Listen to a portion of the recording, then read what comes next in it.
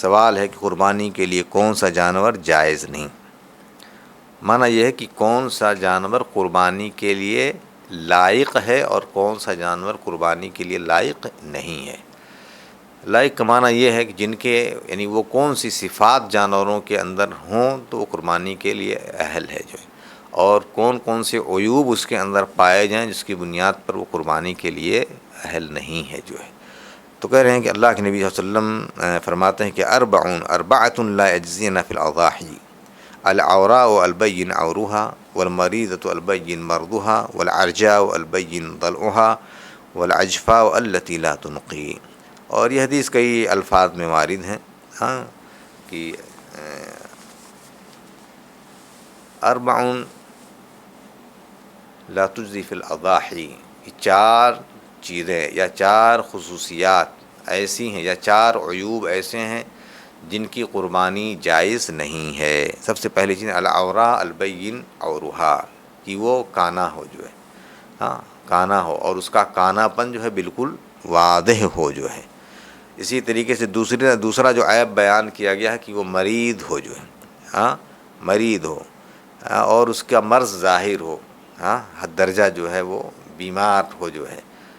ایک بیماری وہ ہے جو مدمن ہوتی ہے، ایک بیماری ہے جو معمولی بیماری ہوتی ہے اس کے بعد جو ہوتے ہیں، لیکن اگر سخت ترین بیمار ہے تو اس جانور کی قربانی کرنا جائز نہیں ہے. والعرجاء البین عرضها اور ضلعها کہہ رہے ہیں. اور ایک تو وہ لنگڑا، جس کا لنگڑا پن جو ہے وہ ظاہر ہو، جو یعنی بالکل ظاہر ہو. اگر معمولی بہت غور فکر کرنے کے بعد کسی کو آتا تو وہ چل جائے گا، البتہ یہ ہے کہ اگر ظاہر ہو اس کا لنگڑا پن تو یقیناً وہ قربانی جائز نہیں ہے اللہ کے نبی کی اس حدیث کی روشنی میں. اور ایک اور آخری جو صفت بیان فرمائی ہے کہ العجفاء التي لا تنقی. العجفاء یا اس کے لیے کہا گیا الکثیر التي لا تنقی، یعنی حد درجہ دبلا پتلا ضعیف جانوروں کی، سوائے اس کے بدن میں ہڈی کے گودا بالکل بھی نہ ہو جو. یہ چار صفات جو ہے اگر کسی جانور کے اندر پائے جاتے ہیں تو ان صفات کا جانور قربانی کے لیے جائز نہیں ہے.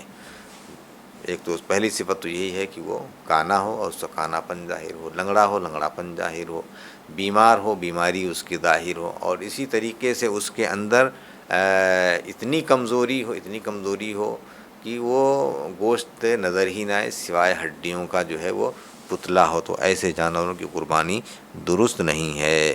لیکن اگر جانوروں کے خریدنے کے بعد اگر اس میں اگر عیب نکل آئے تو پھر کیا کرنا چاہیے جو ہے،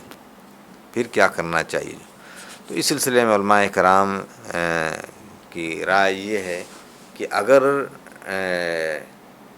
وقت موسع ہے، یعنی اگر وقت موسع ہے تو ان جانوروں کو کوئی خریدتا ہے تو انہیں بیچ دے یا ان کو ذبح کر کے ان کے گوشت جو ہے تقسیم کر دے، یعنی بیچ دے، اور پھر اس کے بدلے میں کوئی دوسرا جانور جو ہے وہ خرید کر لا کر کے اللہ کی بارگاہ میں قربان کرے وہ جو ہے.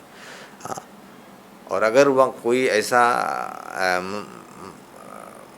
ایسا وقت آ جائے کہ وقت موسع بالکل بھی نہ ہو، یعنی خریدنے کے بالکل موقع ہی نہ ہو، تو کچھ علماء نے کہا ہے کہ وہ مجبوری کے تحت اس جانور کا ذبح کرنا جو ہے جائز ہوگا. اگر وقت موسع نہیں ہے تو جائز ہوگا انشاءاللہ.